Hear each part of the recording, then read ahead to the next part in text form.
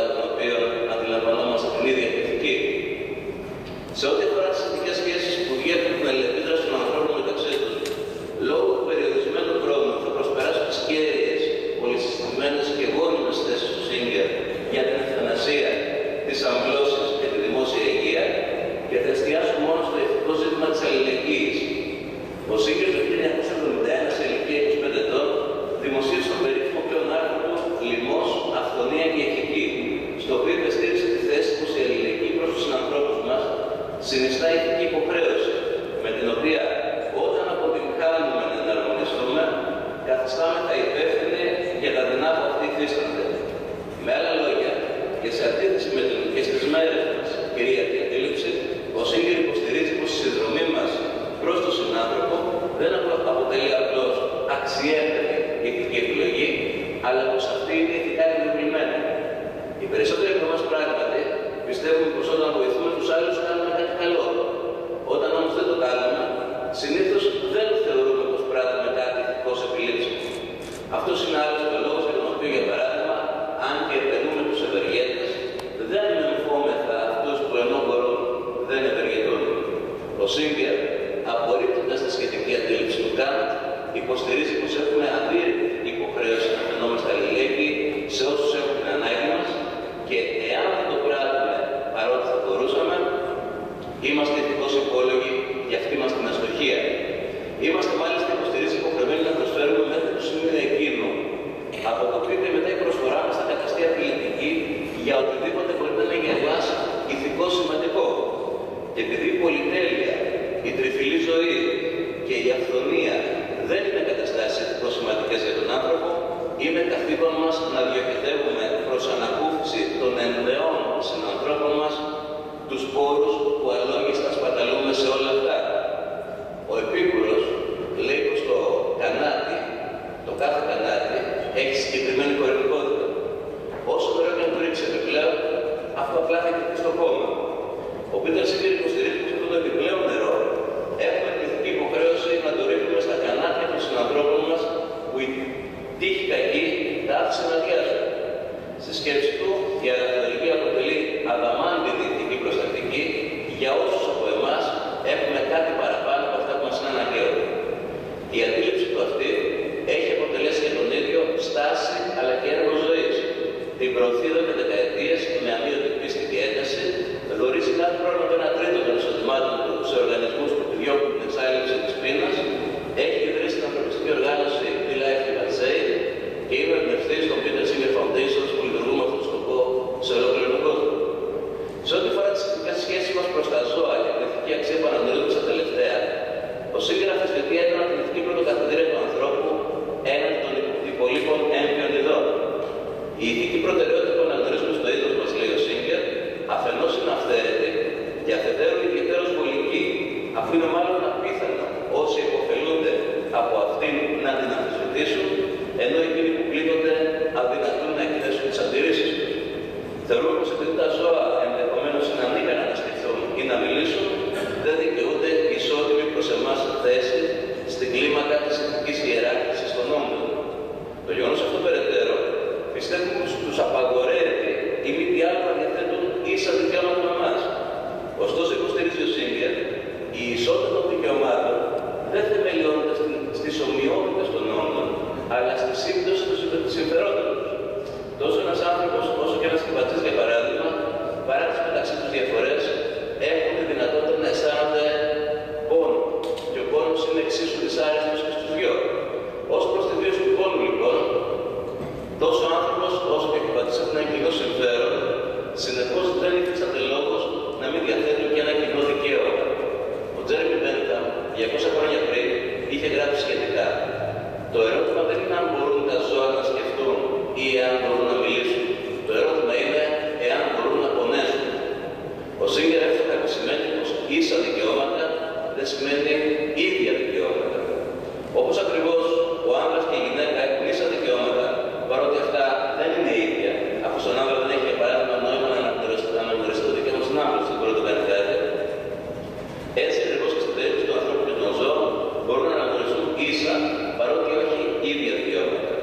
Οι θέσεις αυτές του Singer έδωσαν νέα πνοή σε ένα μάλλον άτονο μέχρι τότε και σε ορισμένες περιπτώσεις ακόμα και γραφικό φιλοζωικό κίνημα και μετέφεραν τη συζήτηση από το περιθώριο στις αίθουσες των πανεπιστημίων. Σε αυτό η συμβολή του Singer υπήρξε καθοριστική. Η μεγαλύτερη προσφορά του Singer στην ηθική φιλοσοφία, ωστόσο, είναι πως την κατέστησε και πάλι αυτό που από τη φύση της είναι, πως τη συμφιλίωσε τρόποντινά εκ νέου με τον εαυτό της. Συγκεκριμένα, όταν ο Singer επιχειρούσε τα πρώτα του βήματα στον χώρο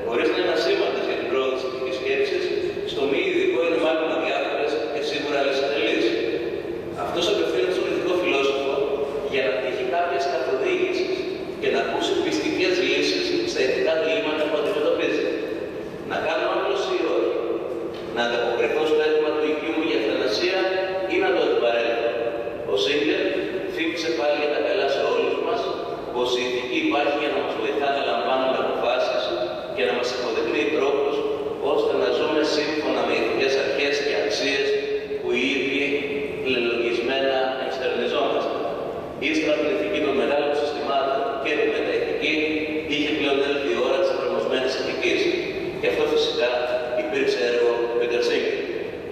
Μέσα σε 4 περίπου δεκαετίες ο Peter Singer άλλαξε τόσο την ηθική φιλοσοφία, όσο και τις ηθικές αντιλήψεις του καθημερινού ανθρώπου. Αυτό δεν επετεύχθη όμως εύκολα, ούτε ανώδυνα για τον ίδιο. Το είπαμε και στην αρχή. Οι ηλεκτρικές καταιγίδες εμφανίζονται κόντρα στον άνεμο και προξενούν τρόμο στο μέλλον. Η θέση του Singer ότι τόσο η ευθανασία όσο και οι αμβλώσεις μπορούν υπό προϋποθέσεις να αποτελούν εύλογη ηθική επιλογή, τον κατέστησαν persona non grata στη Γερμανία για περισσότερα από 15 χρόνια. Η ίδια θέση του αποπυροδότησε ακόμα πιο ακραίες αντιδράσεις εναντίον του στις ΗΠΑ όταν ο Singer επρόκεινε να λάβει την έδρα ηθικής στο Πανεπιστήμιο του Πρίνστερ. Μέσα από όλα αυτά, αλλά και άλλα, ο Singer ουδέποτε έπαψε να υποστηρίζει με πάθος και παρησία τις θέσεις του και ουδέποτε καταδέχτηκε να τις προεκυλεύσει ή να τις λιάνει. Και τούτο και του πιστεύει πως ο ηθικός φιλόσοφος δεν είναι τίποτα περισσότερο από αυτό που τον καθιστούν οι ιδέες του. Οι φιλόσοφοι, κυρίες και κύριοι, δεν παράγουν πολλά πράγματα. Για την ακρίβεια, παράγουν μόνο ιδέες. Το γεγονός αυτό, ωστόσο, κάθε άλλο παράσημα τους καθιστά. Και τούτο διότι οι ιδέες είναι ο μόνος τρόπος που διαθέτουμε ώστε να αλλάξουμε τον κόσμο μας. Συνεπώς, οι φιλόσοφοι είναι πολύτιμοι, διότι είναι αυτοί που κατεξοχήν μπορούν να αλλάξουν τη ζωή μας. Δεν είναι σαφώς οι μόνοι που μπορούν να το κάνουν. Είναι και οι ποιητές, είναι και οι λογοτέχνες, είναι οι επιστήμονες, είναι οι άνθρωποι της θρησκείας, είναι οι πολιτικοί.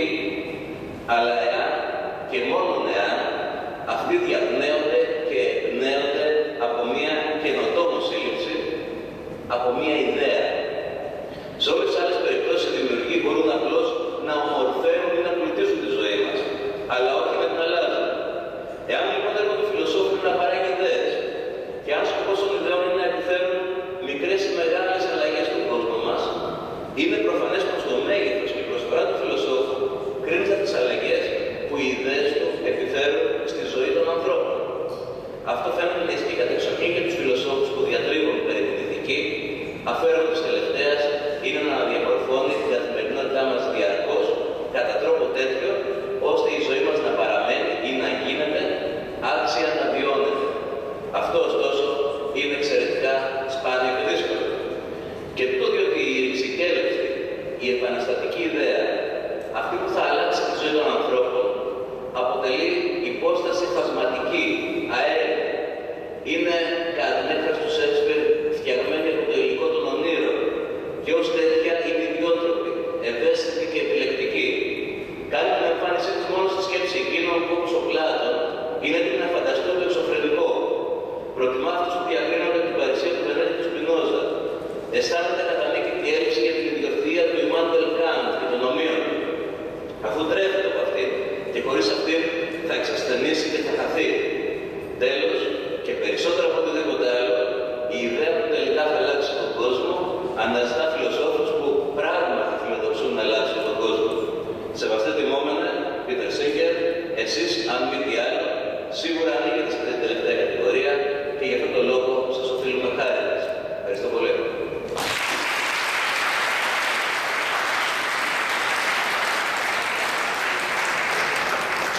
Ανάγνωση του κειμένου του ψηφίσματος του τμήματος της Αναγόρευσης και του διδακτορικού διπλώματος από την πρόεδρο του Τμήματος Φιλοσοφίας, Παιδαγωγικής και Ψυχολογίας, καθηγήτρια Μαρία Ζωή Φωτοπούλου.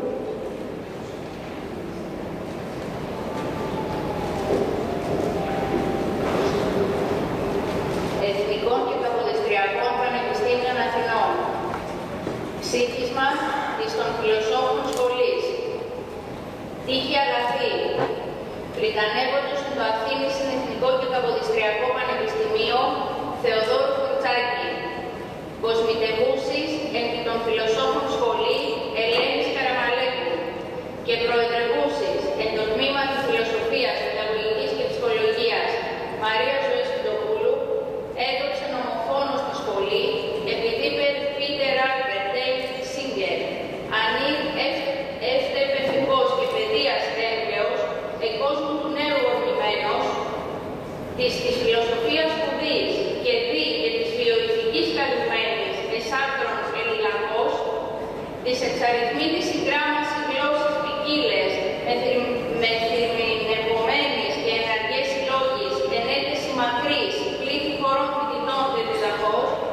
Πιθαγορείας και αριστοτελικής και επικουρείας διδάγμαση πείθουν αυτούς και καταπείθουν ότι άπας ο οποίος ανθρώπων φύση και νόμης και ύφεση διοικείται και ότι πάση δυνάμει των νέων του πολίτη γενέστε τέλειων πρωτιστέων και άντρα καλών καγαθών αναδειχθήν επειρατέων, κατά τα της έλυση δεδομένα, έπειτε άχρης περικλητής τετιμημένος, την επιστήμη τρανός προήγαγε, γιατί αυτού και ξένη, ου μόνο την αυτού αρετήν άπασιν επιδεικνύμενος, αλλά και της προς την ημετέραν πατρίδα ευνίας αυτού τεκμήρια ικανά παρεχόμενος, έδοξε λέγω, επενέσεται αυτόν και επίτιμο διδάκτορα της των φιλοσόφων σχολής αναδείξε.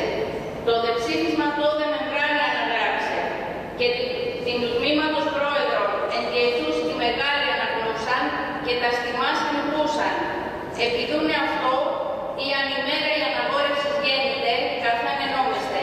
Εγέννητο Αθήνηση, μηνός Δεκεμβρίου 12η, έτους 4 και 10 και της χιλιοστού από Χριστού γεννήσεως. Η πρόεδρος του τμήματος Φιλοσοφίας, Παιδαγωγικής και Ψυχολογίας, Μαρία Ζωηφιλοπούλου. Αναγόρευσης.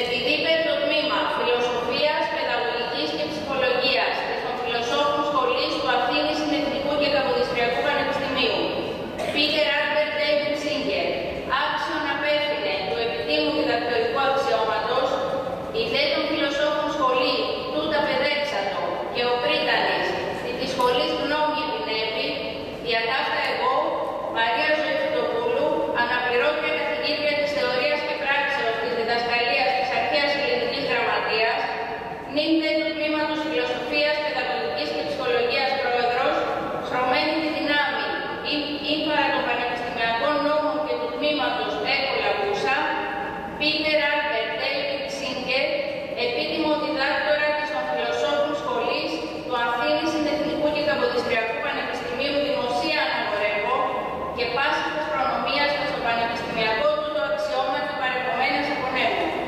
Εγέννητο Αθήνηση, μηνός Μαΐου 5η επί κάθε, έτους 5 και 10 και της χιλιοστού από Χριστού γεννήσεως. Η πρόεδρος του τμήματος Φιλοσοφίας, Παιδαγωγικής και Ψυχολογίας, Μαρία Ζωηφιλοπούλου. Ελληνική Δημοκρατία.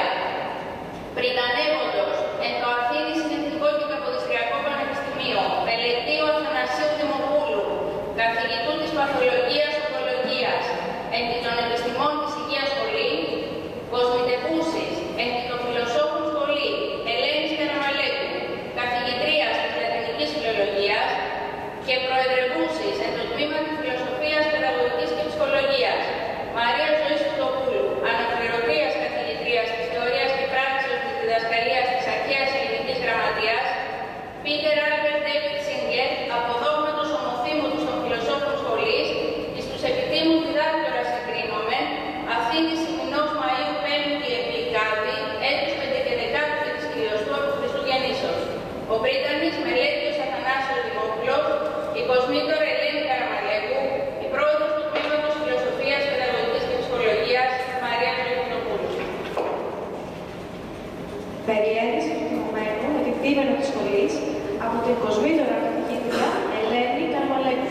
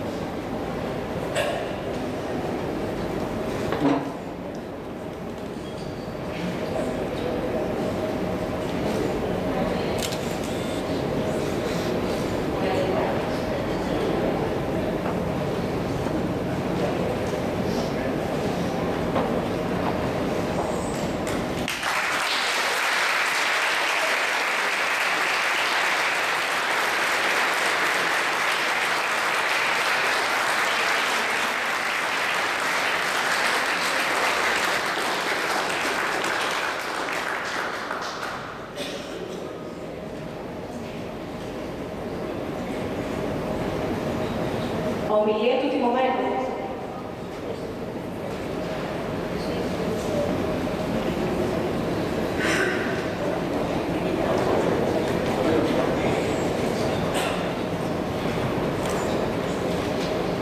It is a great honor for me to receive this degree from the National University of Athens.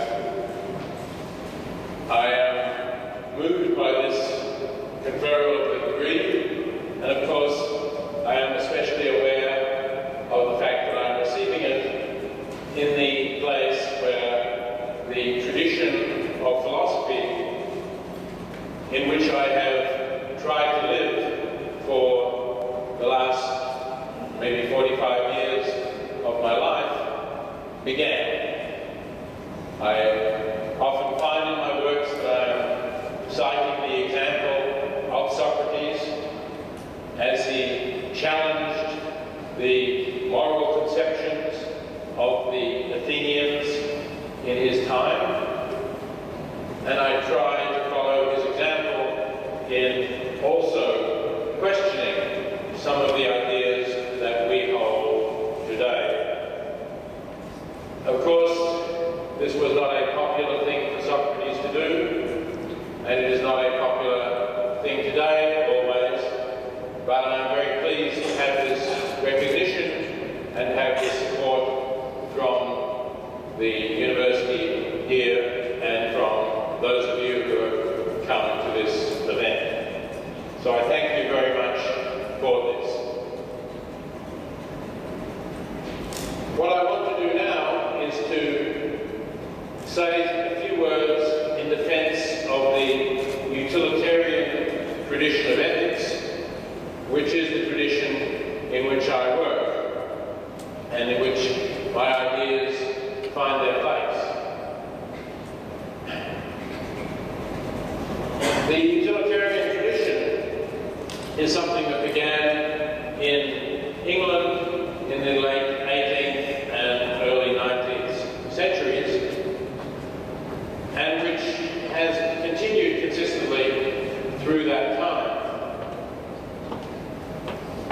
The utilitarian view can now be seen as a member of a broader family that is known as consequentialism.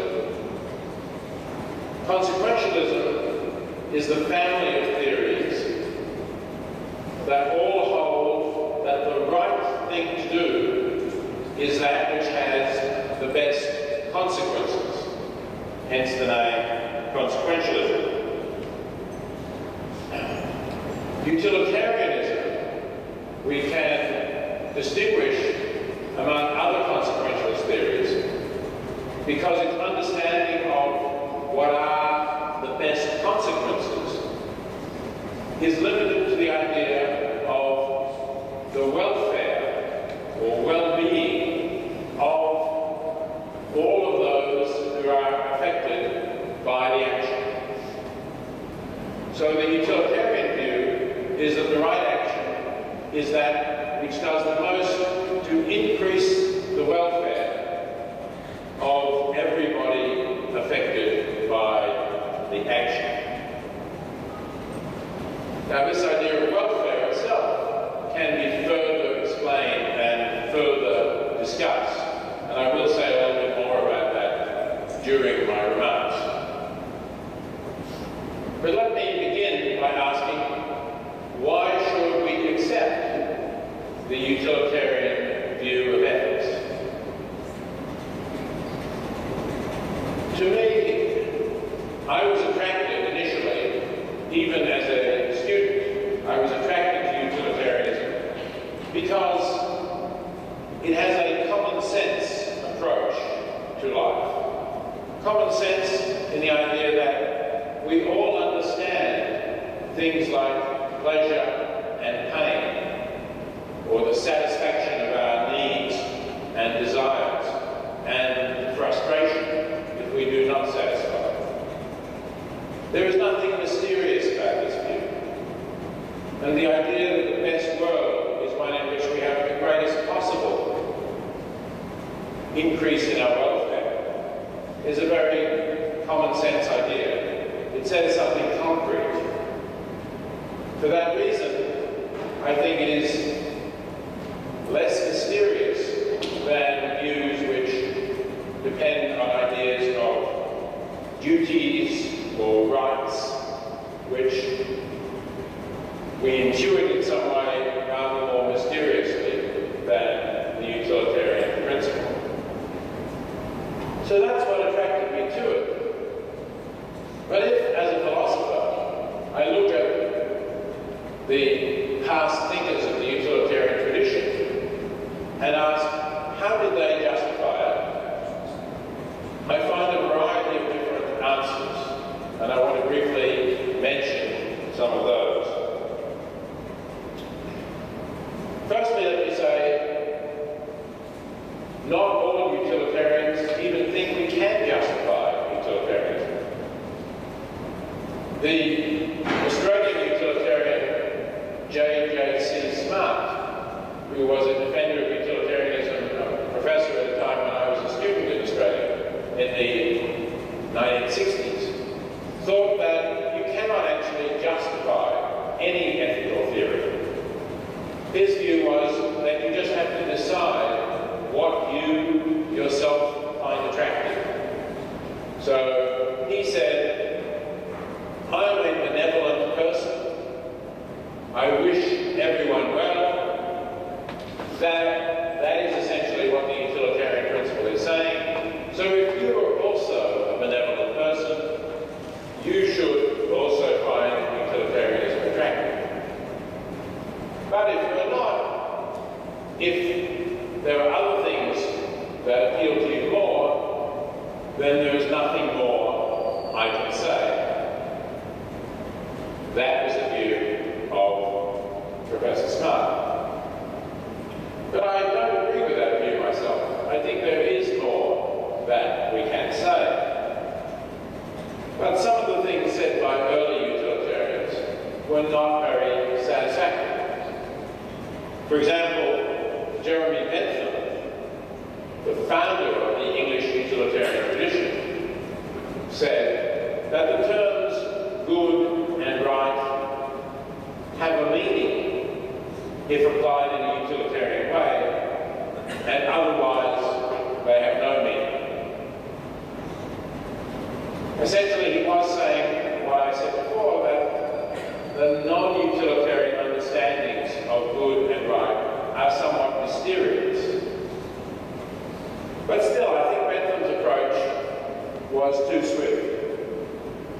He did not allow that we can understand what people say when they say something is good or bad, right or wrong, even if they are not utilitarians. I can certainly understand what my colleagues in philosophy say when they disagree with me about what's right or wrong. If their terms had no meaning, I would not even understand what they are saying. So I think we have to try to go beyond what Bentham said. Then John Stuart Mill, perhaps the most famous utilitarian after Bentham, asked in his famous work, Utilitarianism, he said, of what sort of proof is the principle of utility susceptible? And he admitted it was difficult to prove ultimate principles, basic principles of ethics. But he thought that he could argue like this: everyone desires his or her own happiness. But if everyone desires his or her own happiness, then the aggregate, the total of all this happiness must be desirable. And if this total is desirable, then that is a foundation for saying that we should follow the utilitarian view. We're trying to maximize this desirable total. But some 50 years later, the philosopher G.E. Moore criticized Mill for committing what he called the naturalistic fallacy.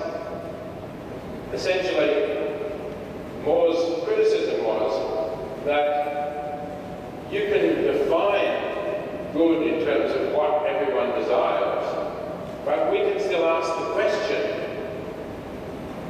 I know that something is in accordance with what everyone desires, but is it good?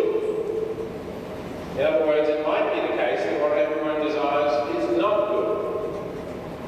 And if that's so, then this cannot serve as a definition of what is good. And other philosophers have found other fallacies in Mill's argument, which I will not go into now. But I do agree that Mill's argument does not establish the principle of utility. My own teacher, who, as I just mentioned, is Professor Hare at Oxford University. Professor Hare argued from the analysis of the meanings of moral terms. He was part of this movement of linguistic analysis that was very important in English-speaking philosophy in the 1950s and into the 1960s. He argued that the word ought carries the idea of universalizability. That is, if I say, I ought to do something, that implies that everyone in my situation ought to do something. And conversely, if I criticize somebody else for not doing something, and I find myself in a similar situation, I have to acknowledge that I am subject to the same criticism. If I use the word ought, it must apply to me as well as to others. And Hare used this account of the meaning of ought to say, if you make moral judgment, you are prescribing universally for everyone.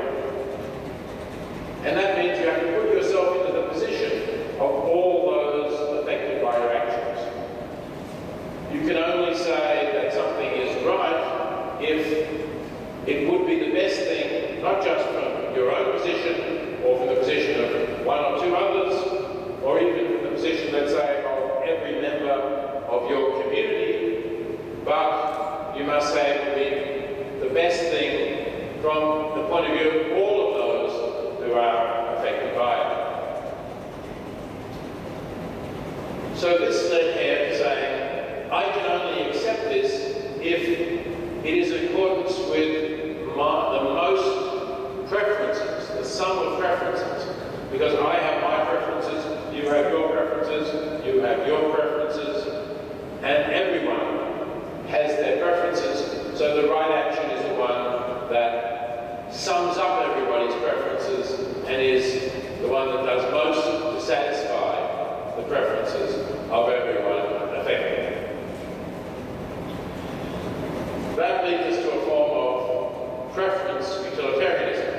And for many years, for most of my career, I have accepted something like this argument and the idea that preference utilitarianism is the best and most defensible form of utilitarianism.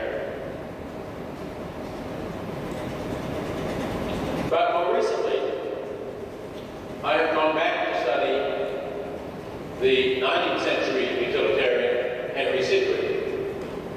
And Sidgwick actually considers something like Hare's argument for preference utilitarianism, or at least for saying that what someone's welfare is in terms of satisfaction of preferences. Although Sidgwick died 50 or 60 years before Hare wrote his his best known works. But Sidgwick argues that somebody's welfare does not necessarily consist in their preferences, but in what they rationally would prefer if they had full knowledge of all of the relevant facts to their decision. Now, Hare himself would take into account the relevant facts, but Hare would not accept that some preferences are rational and others are not.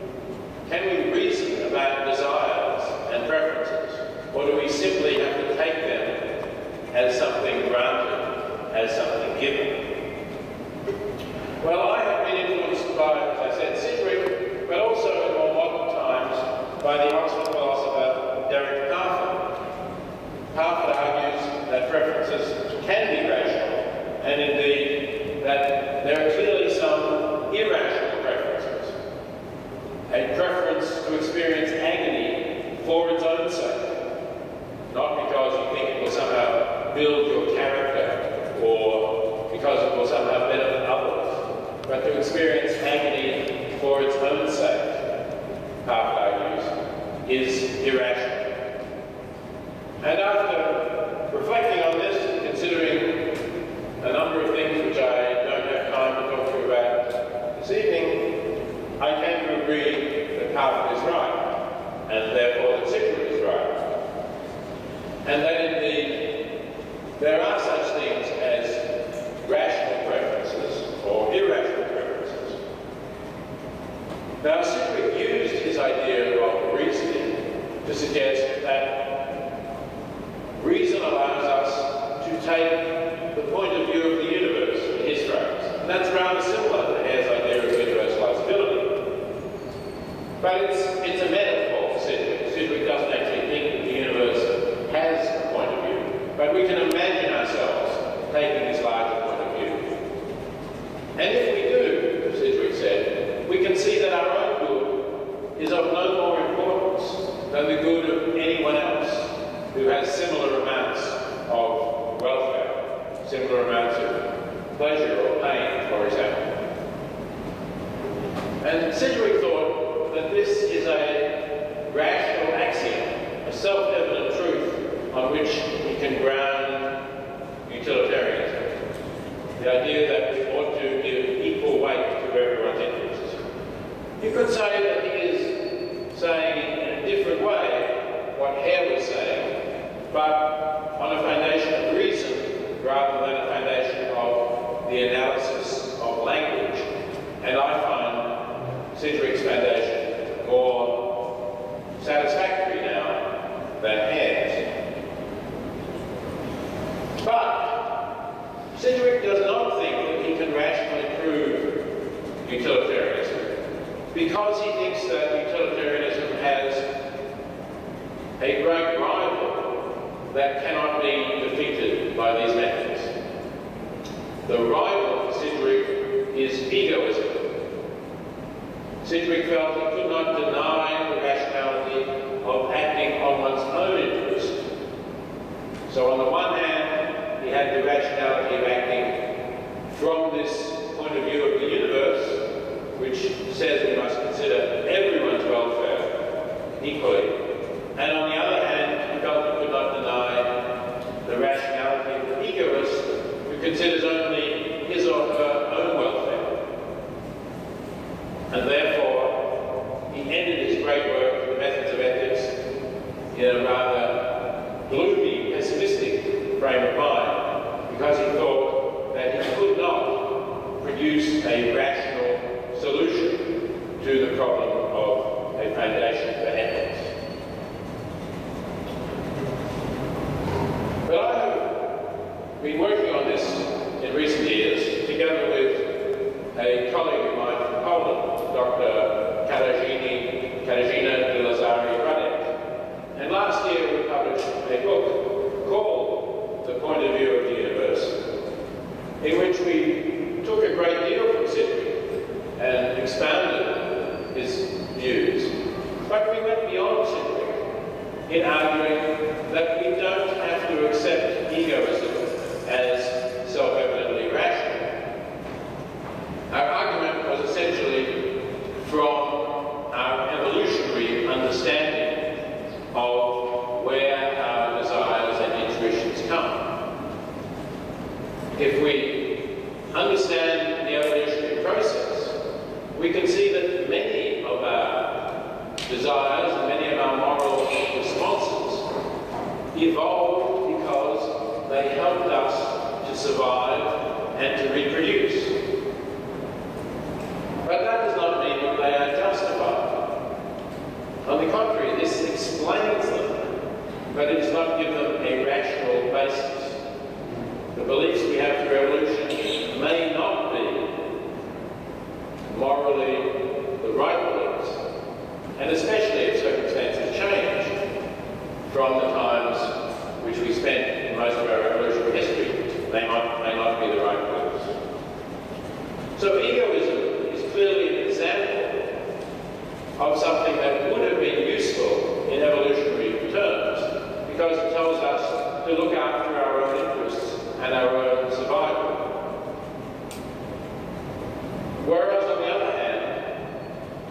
The utilitarian idea, the idea of taking the point of view of the universe and acting for the good of everybody, is one that would not have been expected to evolve, because beings who acted like that would have been at a disadvantage in evolutionary terms, as against those who thought more egoistically. Now, some people will think that if you show that something is in accordance with evolution, you have justified it, and if you show it is contrary to evolution, you have discredited it. But Dilazari Radek and I argue just the opposite. If we are looking for a rational foundation of ethics, we do not want a foundation which is to be explained by evolution as having led us to survive. We want, on the contrary, a foundation which can be shown to be not one that was reached by evolution, but rather was reached by our reasoning process, our rational abilities. Of course, the fact that we reason is something that we owe to evolution. It gave us advantages in surviving. But having learned to reason, that ability also enables us to do things which are not relevant to survival. For example, we can do higher mathematics, pure mathematics. I'm sure you practice at this university. We did not need the ability to do pure mathematics to survive. We needed some limited arithmetical abilities, but not the kind of theorems that your mathematicians will be trying to prove. And similarly, I believe, the ability to reason gave us the ability to reason reciprocally and look at the world from this broader point of view and see that that is ethically what we should be doing. So that is the foundation of ethics that my co-author and I have defended. Now, of course, even if we can find a foundation for utilitarianism, there are many objections that people have made to it ever since Bentham's time. And I want to mention just two of them now in the remaining minutes. One of them I think is of particular interest to some of the people here, because I know that there are people here who have appreciated my work in arguing that we have ethical obligations to treat animals well. Now, interestingly enough, in the early days of utilitarianism in the 19th century, this was actually considered to be an objection to utilitarianism. It was objected by, for example, the 19th century philosopher William Whewell, that utilitarianism, because it's concerned with pleasure and pain, puts animals on the same moral status as humans. And this must be wrong, Whewell thought. But John Stuart Mill defended utilitarianism and proudly said that he was willing to stake the whole question of the truth of utilitarianism on this question. He wrote, and I'll quote now, "Granted that any practice causes more pain to animals than it gives pleasure to man, is that practice moral or immoral? And if, exactly in proportion as human beings raise their heads out of the slough of unselfishness, they do not with one voice answer immoral, then let the principle of utility be forever condemned." And in fact, all of the utilitarians, all of the ones that I have mentioned, really all of the utilitarians, have accepted as a positive aspect of utilitarianism that it does have the implications that the pains of animals matter, that we should not cause pain to animals if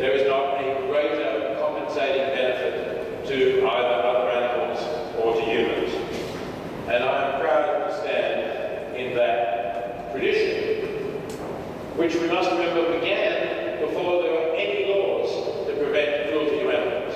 When Bentham began, there were no laws in England or anywhere else preventing cruelty to animals. And utilitarians played an important role in developing the anti-cruelty laws that today we all accept, at least to some degree. Now I want also to mention another very famous objection to utilitarianism. It comes from Dostoevsky, from his novel, The Brothers Karamazov. In that novel, Ivan asks Alyosha this question. Imagine that you are creating a fabric of human destiny with the object of making men happy in the end, giving them peace and rest at last. But that it was essential and inevitable to torture to death only one tiny creature, that baby, beating its breast with its fist, for instance, and to found that edifice on its unavenged tears, would you consent to be the architect on those conditions?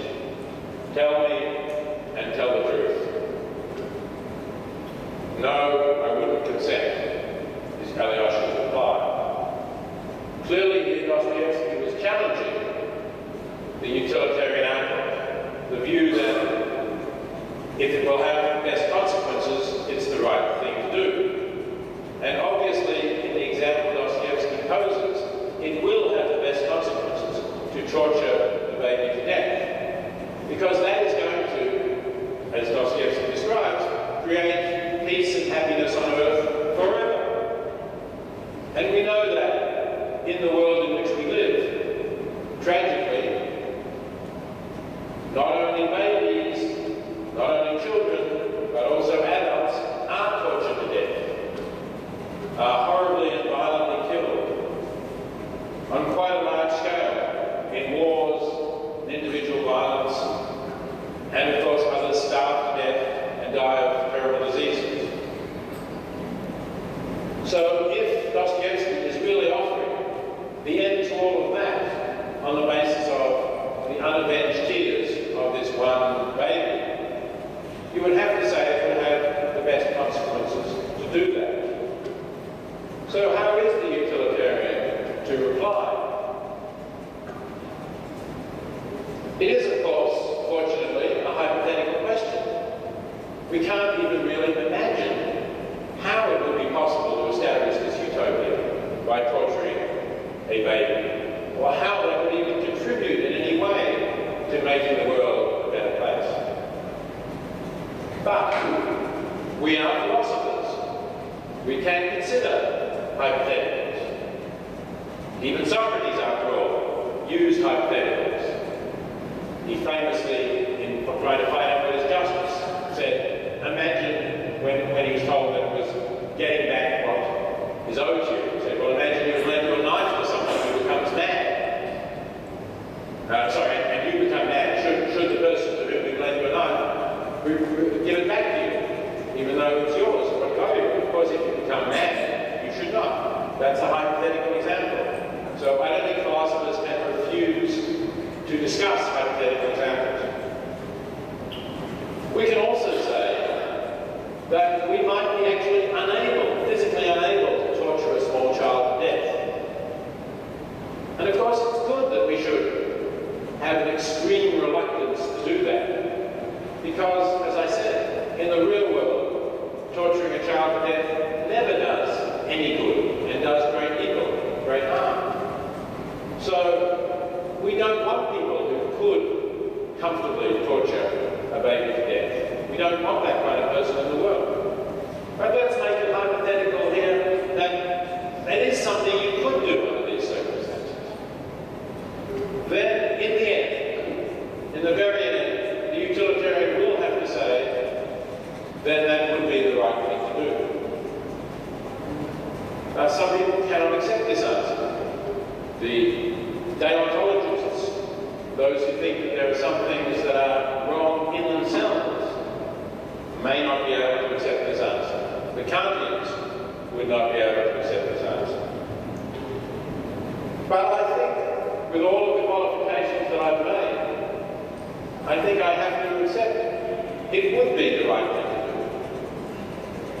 And indeed, repugnant as it is, I think there are cases where we do harm innocent people knowing that that would be, nevertheless, for the greater good. There was discussion after the tragic terrorist events of September the 11th, 2001, whether in those circumstances, if one knew that a plane full of passengers had been hijacked by terrorists, and if you knew from what had happened to, let's say, the first two planes, that the terrorists would crash the plane into a building trying to kill as many people as possible, and if you had time to get a fighter plane or a rocket into the air to shoot down that plane full of innocent people, would it be right to do so? And I think most people, if they think about that situation, would say it would be right to do so. Now, of course, in that case, the people are going to die soon anyway, so it is an easier example. Still, if you say yes to that, you are responsible for killing innocent people. It is you who fires the rocket that kills them, not the terrorists, for they are still alive, would be alive a short time longer if you did not fire the rocket. So if you think it would be right to fire the rocket, you cannot say it is always wrong to kill an innocent person for the greater good. And uncomfortable as that conclusion is, I believe that that is the conclusion that we should accept. And so I think utilitarianism can survive this objection too. Thank you very much for your attention.